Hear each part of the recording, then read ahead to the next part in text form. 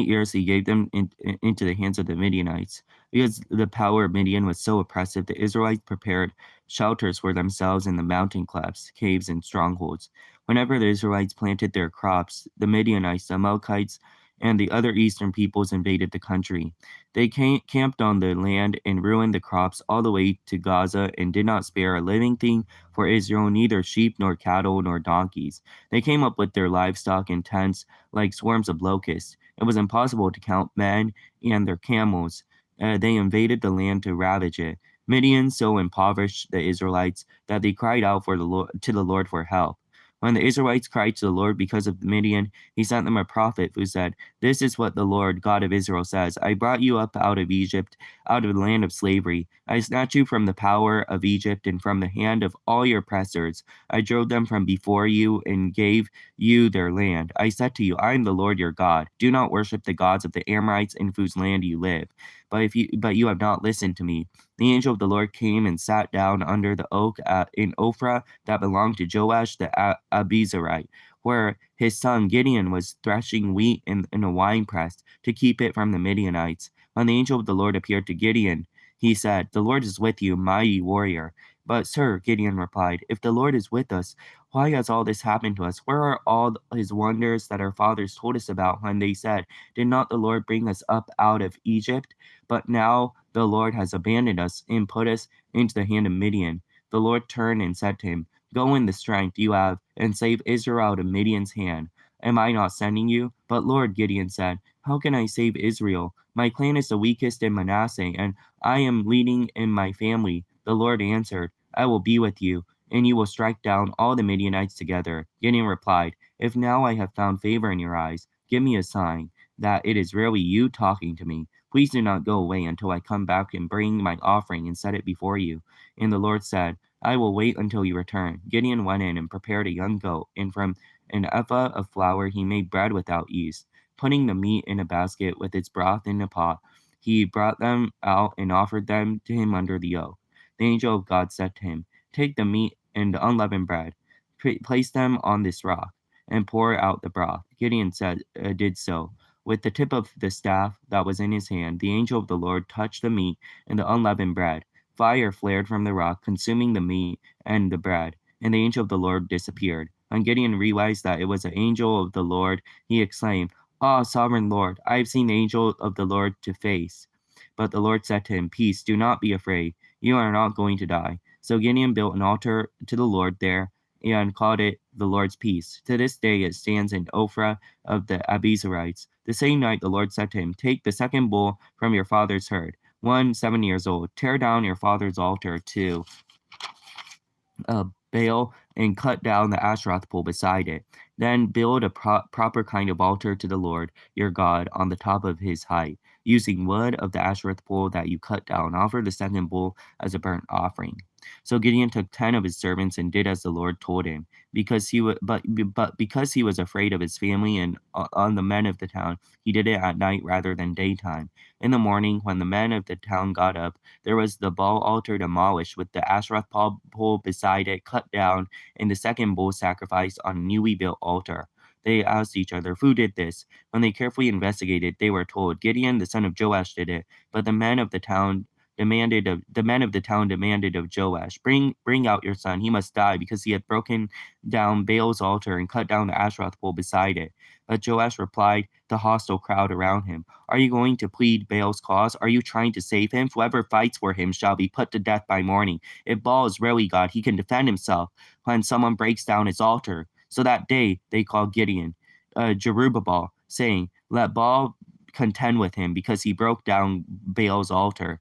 Now the Midianites, the Amalekites, and all other eastern people joined forces and crossed over Jordan and camped by the valley of Jezreel. Then the Spirit of the Lord came upon Gideon, and he blew the trumpet, summoning the Abizarites to follow him. He sent messengers throughout Manasseh, calling them to arms, and also into Asher, Zebulun, and Naphtali, so that they too wept up to meet them. Gideon said to God, if you save the Israel by the hand, as you have promised, look, I will place a wool fleece on the threshing floor. If there is dew only on the fleece and the ground is dry, all the ground is dry, then I will know that you will save Israel by my hand, as you said.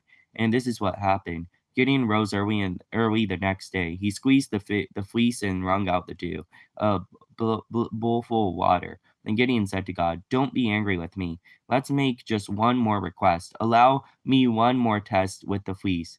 This time make the fleece dry and the ground covered with dew." That night, God did so.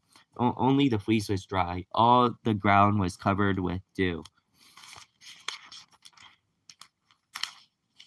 イスラエル人はまた、主の目の前に悪を行った。そこで主は7年の間、彼をミディアン人の手に渡した。こうしてミディアン人の勢力はイスラエルを抑えたので、イスラエル人はミディアン人を避けて山々にある洞窟や洞穴や溶岩を自分たちのものにした。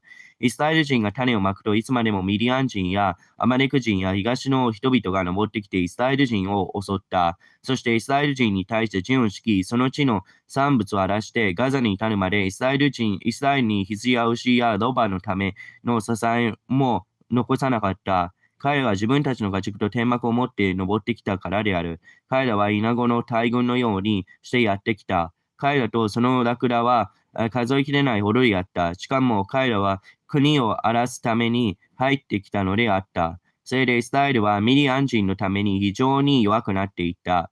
するとイスラエル人は主に叫び求めた。イスラエル人がミディアン人のために主に叫び求めたとき、主はイスラエル人に一人の預言者を使わした。預言者は彼らに言った。イスラエルの神主はこう仰せられる。私はあなたをエジプトから登らせ、あなた方を奴隷の家から連れ出した。私はあなた方をエジプト人の手とすべてあなたを圧迫する者の手から助け出し、あなた方の前から彼らを追い出して、その国をあなた方に与えた。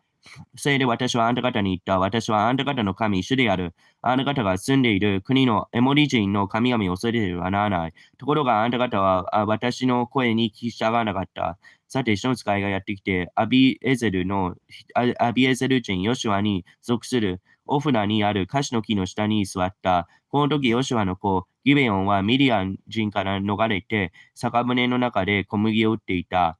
主の使いが彼に現れていった。勇士よ、主があなたと一緒におられる。ギデオンはその見つかりに言った。ああ、主よ、もし主が私たちと一緒におられるなら、なぜこれらのことは皆私たちに起こったのでしょうか。私たちの先祖たちが、主は私たちをエジプトから登らせてはたではないかと言って私たちに話したあの驚くべき宮沢みがどこにありますか。今主は私たちを捨ててミディアン人の手に渡されました。すると主は彼に向かって仰せられた。あなたのその力で生き、イスラエルをミディアン人の手から救え。私があなたを使わすのではないか。ギベオンは言った。ああ、主よ、私にどのようにしてイスラエルを救うことができようか。ご存知のように、私のブダンはマナセのうちで最も弱く、私の父の家で一番若いのです。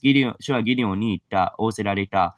私はあなたと一緒にいる。だからあなたは一人を撃ち殺すようにミディアン人を撃ち殺そう。するとギデオンは言った。お願いです。私と話しておられるのがあなたであるという印を私に見せてください。どうか私が贈り物を持ってきてあなたのところに戻り、見舞いにそれを備えるまでここを離れないでください。それで主はあなたが戻ってくるまで待とうと仰せられた。ギデオンは家に入り、一匹のヤギの子を料理し、一エパの粉で種入れないパンを作り、その肉をカゴに入れ、また吸い物を鍋に入れ、カシの木の下にいる方のところに持ってきて備えた。すると、神の使いはギデオンに言った。肉と種と入れないパンを取って、この岩の上に置き、その吸い物を注げ。それで彼はそのようにした。すると、主の使いはその手にしていた杖の先を伸ばして、肉と種を入れないパンに触れた。すると、たちまち火が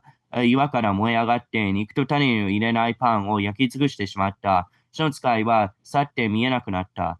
これで、この方、主の使いであったことが分かった。それで、ギデオンは言った。ああ、神主よ。私は面と向かって主の使いを見てしまいました。すると主はギデオンに仰せられた。安心しなさい。恐れようなあなたは知らない。そこでギデオンはそこに主のために祭壇を築いて、これをアドナイ・シャノムと名付けた。これは今日までアビエゼル人のオフラに残っている。その時、主はギデオンに仰せられた。あなたの父のこれ7歳の第2のお牛を取り、すごい。あなたの父を持ってくるバールの祭壇を壊し、そのそばのアシュテロテ像を切り倒せ。その通りで地上にあなたの神、主のために石を積んで祭壇を築け。大の王子を取り、切り倒したアシュタ像の木で全焼の生贄を捧げよう。そこでギデオンは自分のしもべの中から10人を引き連れて、主が言われた通りにした。彼は父の家の者や町の人々が恐れたので、昼間はそれをせず、夜それを行った。町の人々は翌朝早く起きてみると、バールの祭壇は取り壊され、そのそばにあったアシュタ像は切り倒され、新しく築かれた祭壇の上には大の王子が捧げられていた。そこで彼らは互いに言った。誰がこういうことをしたのだろう。それから彼らは調べて尋ね回り、ヨシュアの子、ギデオンがこれをしたのだと言った。ついで町の人々はヨシュアに言った。あなたの息子を引っ張り出して殺しなさい。あれはバールの祭壇を壊し、そこにあったアシュタ像も切り倒したのだ。するとヨシュアは自分に向かって立っているすべての者に言った。あなた方はバールのために争っているのか、それとも彼を救おうとするのか。バールのために争う者は朝までに殺してしまう。もしバールが神であるのなら、自分の祭壇を取り壊されたのだから自分で争えばよいのだ。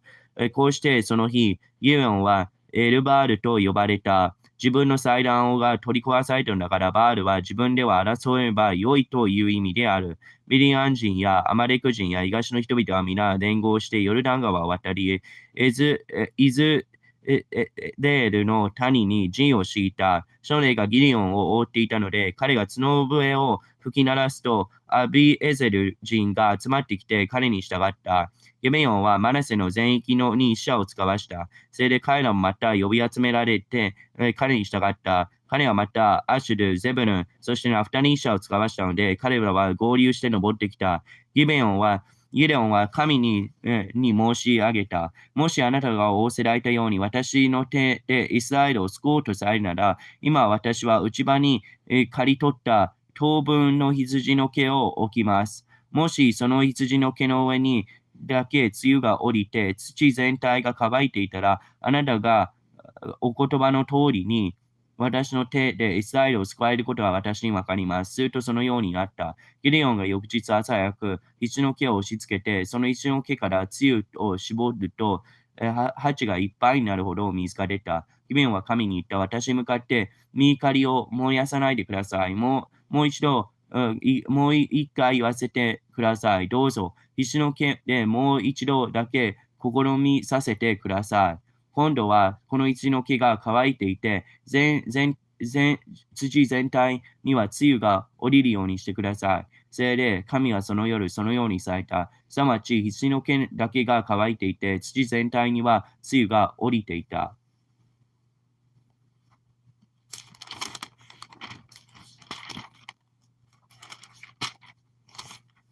Early in the morning, Jerubbaal, that is Gideon, and all his men camped at the spring of Harod.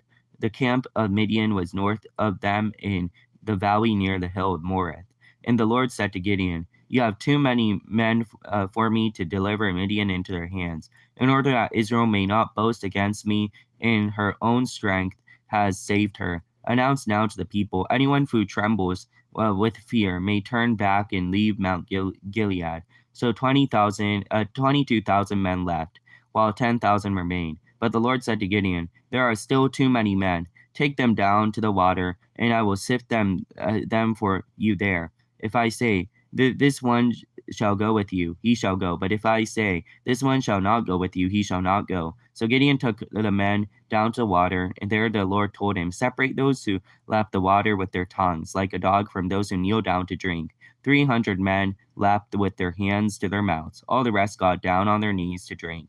The Lord said to Gideon, With 300 men that lapped, I will save you and give the Midianites into your hands. Let all the other men go, each to his own place. So Gideon sent the rest of the Israelites their tents, but kept 300 who took the provisions of the trumpets of the others. The camp of Midian lay below him in the valley. During the night, the Lord said to Gideon, Get up, go down against the camp, because I am going to give it into your hands. If you are afraid to attack, go down to the camp with your servant Purah, and listen to what they are saying. Afterwards, you will be encouraged to attack the camp. So he and Purah sent his servant down to the outposts of the camp. The Midianites, the Amalekites, and all the other eastern people had settled in the valley as thick as locusts. Their camels could no more be counted than the sand of the seashore. Gideon arrived just as a man was telling a friend his dream. I had a dream, he was saying. A round loaf of barley came tumbling into the Midianite camp. It struck the tent with such force that the tent overturned and collapsed. His friend responded, This can be nothing other than the sword of Gideon, the son of Joash, the Israelite. God has given the Midianites and the whole camp into his hands. When Gideon heard the dream and its interpretation, he worshipped God. He returned to the camp of Israel and called out, Get up, the Lord has given the Midianite camp into your hands. Dividing 300 men into 3 companies, he placed trumpets and empty jars in the hands of all of them, with torches inside. Watch me, he told them. Follow my lead. When I get to the edge of the camp, do exactly as I do. When I and all who are with me blow our trumpets, then from all around the camp blow yours and shout for the Lord and Gideon. Gideon and the 100 men with him reached the edge of the camp at the beginning of the middle watch, just after they had changed the guard. They blew their trumpets and broke the jars that were in their hands. 3 companies blew the trumpets and smashed the jars, grasping the torches in their left hands and holding their right hands in the trumpets they were to blow. They shouted, The sword of the Lord and for Gideon, while each man held his position around the camp, and all the Midianites ran, crying out as they fled. When the 300 trumpets sounded, the Lord caused the men throughout the camp to turn on each other with their swords. The army fled to Beth Shittana towards Zerah as far as the border of Abel Mola near Tabeth. The Israelites from Naphtali, Asher, and all Manasseh were called out, and they pursued the Midianites. Gideon sent messengers throughout the hill country of Ephraim, saying, Come down against the Midianites and seize waters of the Jordan ahead of them as far as Beth Barah. So all the men of Ephraim were called out, and they took waters of the Jordan as far as Beth Barah, and they captured the 2 Midianite leaders, Oreb and Zereb. They killed Oreb at the rock of Oreb and Zebeb at the winepress of Zebeb. They pursued the Midianites and brought the herds of Oreb and Zereb to Gideon, who was by the Jordan.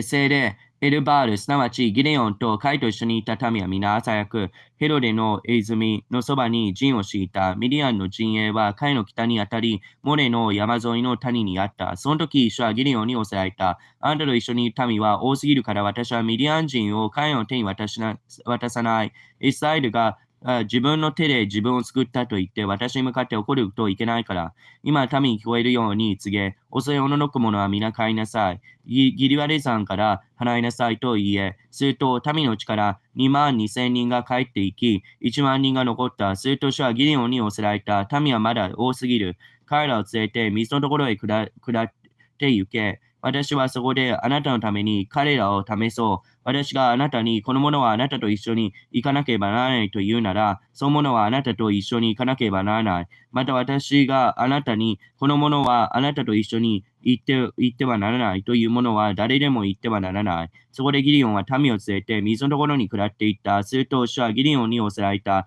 犬が舐めるように下で水を舐める者は残らず別にしておき、また膝をつけて飲む者は残らずそうせよ。その時口に手を当てて水を舐めた者の数は300人であった。残りの者は皆膝をついて水を飲んだ。そこで主はギデオンに仰せられた。水で手を舐めた300人で私はあなた方を救い、ミディアン人はあなたの手に渡す。残りの民は皆それぞれ自分の家に帰らせよう。そこで彼らは民の糧食のと常船を手に取った。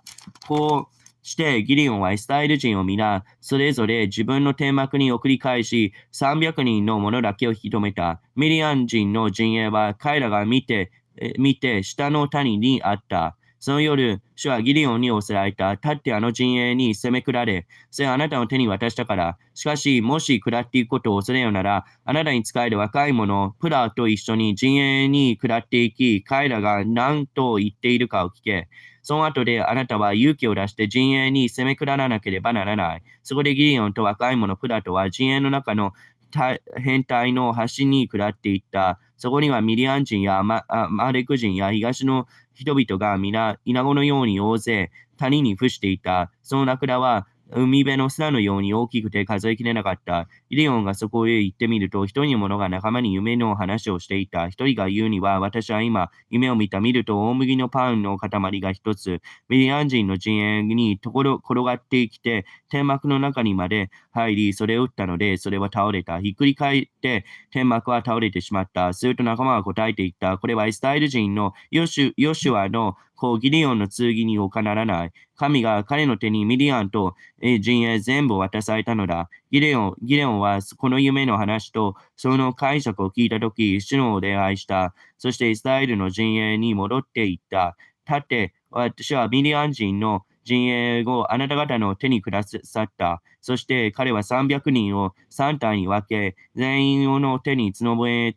と唐壺とを持たせ、その壺の中に松明をいらせられた。それから彼らに言った。私を見てあなた方はもう同じようにしなければならない。見よ、私が陣営の端に、ついてから私がするように、あなた方もそうしなければならない。私と一緒にいる者は皆、その笛を吹いたなら、あなた方もまた、全陣営の周りで角笛を吹き鳴らし、主のためだ、ギデオンのためだと言わなければならない。ギデオンと彼と一緒にいた100人の者が、真夜中の4番の始まるとき、陣営の端に着いた。ちょうどその時、万兵の交代をしたばかりであった。せいで彼らは角笛を吹き鳴らし、その手に持っていた壺を打ち壊した。3体の者が角笛を吹き鳴らして、唾を打ち砕き、それから左手に松明を固く握り、右手を吹き鳴らし、その笛を固く握って、小剣、ギデオンの剣だと叫び、それぞれ陣営の周囲の持ち場についたので、陣営の者は皆走り出し、大声を上げて逃げた。300人のつむむが吹き鳴らしている間に、主は陣営の前面に渡って、同士打ちが起こるようにされた。それで陣営はシスラの方、ベテハシタ、ハバテの近くのアベルメホラの橋まで逃げた。イスラエル人はナフタリとアシュルと全マナセから呼び集められて、彼らはミディアン人を追撃した。せいでギデオンはエフライムの全産地全域に死者を送っていった。降りてきてミディアン人を攻めなさい。ベテバラまでの流れとヨルダン側を攻め取りなさい。そこでエフライム人は皆呼び集められ、彼らはハテバラまでの流れとヨルダン川を攻め取った。また彼らはミディアン人の2人の首長、オレブとゼーブを捕らえ、オレブとオレブの岩でゼーブの酒舟で殺し、こうしてミディアン人を追撃した。彼ヨルダン川の向こう向いたギデオンのところに、オレブとゼーブの首を持って行った。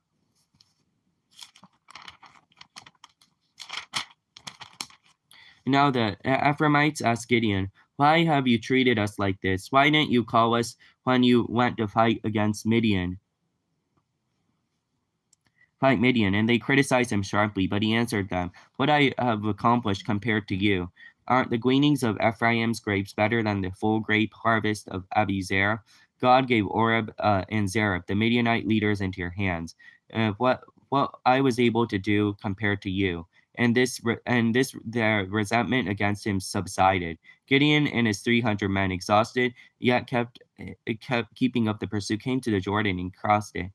He said to the men of Succoth, "Give my troops some bread. They are worn out. I am still pursuing Zebah and Zemillah, the kings of Midian." But the officials of Succoth said, Do you already have the heads of Zebah and Zemillah in your possession? Why shall we give bread to your troops? Then Gideon replied, "Just for that. When the Lord has given Zebah and Zalmunna into my hand, I will tear your flesh with desert thorns and briars." From there they went up to Peniel and made some requests to them, but they answered the men of Succoth had.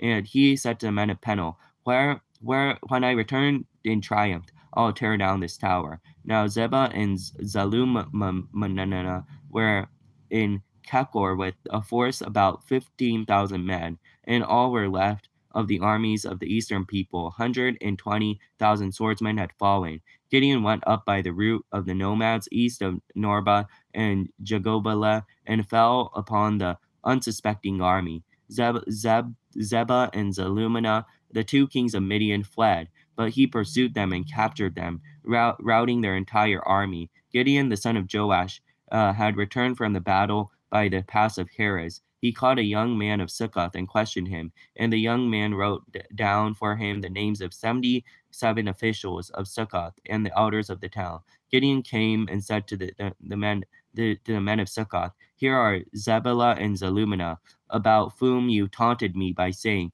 'Do you already have the hands of Zebah and Zalmunna in your possession? Why shall we give bread to your exhausted men?'" He took the elders of the town and taught the men of Succoth the lesson by punishing them with desert thorns and briars. He also pulled down the tower of Peniel and killed the men of the town. Then he asked Zebah and Zalmunna, "What kind of men did you kill at Tabor?" "Men like you," they answered, "each one with the bearing of a prince." Gideon replied, "Those were my brothers, the sons of my own mother. As surely as the Lord lives, if you had spared their lives, I would not kill you." Turning to Jether, his oldest son, he said, "Kill them." But Jether did not draw his sword because he was only a boy and was afraid. Zebah and Zalmunna said, "Come, do it to yourself. As a man, so is his strength." So Gideon stepped forward and killed them and took the ornaments off their camels' necks. The Israelites said to Gideon, "Roll over us, your son and your grandson, because you saved us out of the hand of Midian." But Gideon said to them, "I will not roll over you, nor will my son roll over you. The Lord will roll over you." And he said, I do have one request, that each of you give me an earring from your share of the plunder." It was a custom of the Ishmaelites to wear gold earrings. They answered, "We will be glad to give them." So they spread out a garment, and each man threw a ring from his plunder onto it. The weight of the gold rings he asked for came to 1,700 shekels, not counting the ornaments and pendants and the purple garments worn by the kings of Midian, or the chains that were on their camels' necks. Gideon made the gold into an ephod, which he placed on Ophrah in his town. All Israel prostituted themselves by worshiping it there, and it became a snare to Gideon and his family. Thus Midian was subdued before the Israelites and did not raise its head again. During Gideon's lifetime, the land enjoyed peace for 40 years. Jerubbaal, the son of Joash, went back home to live. He had 70 sons of his own, for he had many wives. His concubine who lived in Shechem also bore him a son, whom he named Abimelech. Gideon, son of Joash, died in a good old age and was buried in the tomb of his father Joash in Ophrah of the Abiezrites. No sooner had Gideon died than all the Israelites again prostituted themselves to the Baals. They sought Baal Berith as their god and did not remember the Lord their God, who had rescued them from the hands of all their enemies on every side. They also failed to show kindness to the family of Jerubbaal, that is Gideon, for all the good things he had done for them.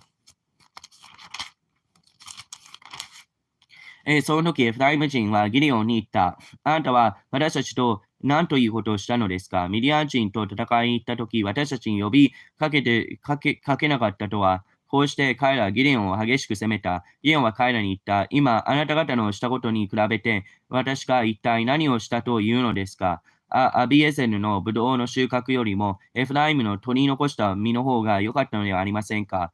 神はあなた方の手にミディアン人の主張、ゼレブとゼーブを渡しました。あなた方に比べたら、私に何ができたのでしょう。ギデオンがこのことを話すと、その時彼らの怒りは和らいだ。それからギデオンは彼に従う300人の人々をヨルダン川を渡った。彼らは疲れていたが、追撃を続けた。彼はスコテの人々に言った。どうか私について来ている民にパンをください。彼らは疲れているが、私はミディアン人のゼレブとツルムナを覆っているのです。すると、スコテの司たちは言った。ゼレブとツルムネの手首を今あなたは手にしているのでしょうか？私があなたの団軍にパンを与えなければならないなどとは。そこでギデオンは言った。そういうことなら、主が私の手にゼバブとツルムナを渡されるとき、私は穴の茨やトゲであなた方を踏みつけてやる。ギデオンはそこからペヌエルに登っていき、同じように彼らに言った。するとペヌエルの人々もスコテの人々が答えたように彼に答えた。そこでギデオンはまたペヌエルの人々に言った。私が無事に帰ってきたら、この櫓を叩き壊してやる。ゼバブとツルムネナはカルコルに来たが、約1万5千人がからなるその陣営の者も彼と一緒にいた。これは東の人々の陣営全体のうち生き残った者すべてであった。剣を使う者12万人がすでに倒れていたからである。そこでギデオンはノバブとヨグボハの東の天幕に住む人々の道に沿って登っていき、陣営を撃った。陣営は油断していた。ゼバブとツルンムナは、逃げたが、ギデオンは彼らを追ってミディアンの2人の王、ゼバブとツアムナを捕らえ、その全陣営をうろばいさせた。それからヨシュアの子、ギデオンはヘルスの坂道を通って戦いから帰ってきた。その時彼はスコテの人々の中から一人の若者を捕らえ、尋問した。すると彼はギデオンのためにスコテの司たち77人の長老たちの名を書いた。そこでギデオンはスコテの人々のところに行って言った。あなた方がゼブルンとツルンムネナの手首を今あなたは手にしているのか。私たちがあなたに従う疲れた人たちにパンを与えなければならないと言って、私をそしったそのゼバブとツルンムナをここにいる。そしてギデオンはその町の長老たちを捕らえて、また荒野の茨や棘を通って、それでスコテの人々に思い知らせた。またペヌエルのラクダを焚き壊して町の人々を殺した。それからギデオンとゼバブはツルンムナに言った。お前たちがダボルで殺した人たちはどこにいるのか。する彼は答えた。あの人たちはあなたのようにしただ。どの人も王の子たちに似ていました。ギデオンは言った。彼らは私の兄弟、私の母の息子たちだ。私は生きておられる。お前たちが彼らを生かしておいてくれたなら、私はお前たちを殺していればないか。そこでギデオンは自分の長男エテルに立って彼らを殺しなさいと言ったが、その若者は自分の剣を抜かなかった。彼はまだ若かったので、恐ろしかったからである。そこでゼバブとツルムナは言った。立ってあなたが私に打ちかかりなさい。人の勇気はそれぞれ違うのですから。するとギデオンは立ってゼブルとツルムナを殺し、彼らのラクダの首にかけてあった三日月形の飾りを取った。その時、イスラエル人はギデオンに言った。あなたもあなたのご子族もあなたの孫も私たちを治めてください。あなたが私たちをミディアンの手から救ったのですから。しかしギデオンは言った。私はあなた方を治めません。また、私の息子もあなた方を治めません。主があなたを治められます。ついでギデオンは彼らに言った。あなた方に一つお願いしたい。一人一人自分の分取り物の耳輪を私にください。殺された者たちはイシュマエル人であったので、銀の耳輪をつけていたからである。すると、彼らは差し上げますと答えて、一枚の上着を広げ、一人一人その分取り物の耳輪をその中に投げ込んだ。ギデオンが願った金の耳輪の目型は銀で1700シケルであった。その他に三日月形の飾りや垂れ飾りやミディアン人の王たちの着ていた赤紫の衣、また他に彼らのラクダの首の周りにかけていた首飾りなどもあった。ギデオンはそこで一つのエパを作り、彼の町の大札にそれを置いた。するとイスラエルは皆、それを慕って、そこで隠行を行った。彼はギデオンとその一族にとって落ち穴となった。そしてミディアン人はイスラエル人によって屈服させられ、二度その頭の上がらなかった。その国はギデオンの時代、40年の間穏やかであった。ヨシュアの子、エルバールは帰って自分の家に住んだ。ギデオンには彼らが生まれた息子が70人いた。彼には大勢の妻がいたからである。シュケムにいたそばめもまた彼に一人の男の子を産んだ。そこで彼はアビマレクという名をつけた。やがてヨシュアの子ギデオンには長寿を全うして死に、アビエゼルの子一人あるオフラにある父ヨシュアの墓に葬られた。ギデオンが死ぬとすぐ、イスラエル人は再びバールを慕って淫行を行い、バールヘリテを自分たちの神とした。イスラエル人は周囲のすべての敵から自分たちを救い出した。彼らの神、主を心に留めなかった。彼らはエルバール、すなわちギデオンがイスラエルに尽くした全員のすべてにふさわしい真実を彼の家の家族に尽くさなかった。